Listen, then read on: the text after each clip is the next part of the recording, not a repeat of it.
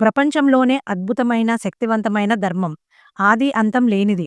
తన విశ్వాసాలను వ్యాప్తి చేయడానికి ఎప్పుడూ యుద్ధాలు చెయ్యనిది. అత్యంత పురాతన ధర్మం. మతాంతర కోరికలు, మతాంతర ప్రోత్సాహం చెందనిది. పవిత్ర పుణ్యభూమి మన భారతదేశానికి స్వాగతం. ఇక్కడ హిందూ ధర్మం జీవిస్తుంది. సనాతన ధర్మాన్ని అనుసరిస్తున్న హిందువులు. సనాతన ధర్మం ఒక మతం కాదు, మనిషికి జీవన విధానం నేర్పే అద్భుతనిధి. ఇతర మతాల వారిలా వారి మతంలోనికి బలవంతంగా భయపెట్టి, ప్రలోభపెట్టి, బహుమతులిచ్చి తమ మతంలోనికి ఆహ్వానించదు. హిందూ ధర్మం అనుసరించాలి అంటే వారు హిందూ కుటుంబంలో జన్మించాలి, లేదా సొంతంగా ఈ ధర్మాన్ని ఎంచుకోవాలి. బలవంతం లేదు, బలవంతం కాదు. ఎక్కడ నుంచి వచ్చిన వారినైనా సరే జ్ఞానం అందించడానికి ప్రేమతో అత్తుకుంటుంది. శాశ్వతమైన, నిత్యమైన ధర్మం. సృష్టిలోనే అద్భుతం, అంతర్గత పరివర్తన కలిగించే గొప్ప ధర్మం. ఆధ్యాత్మికత గురించి కాదు, అంతర్యాత్ర గురించి తెలిపేది. అదే మన ధర్మం.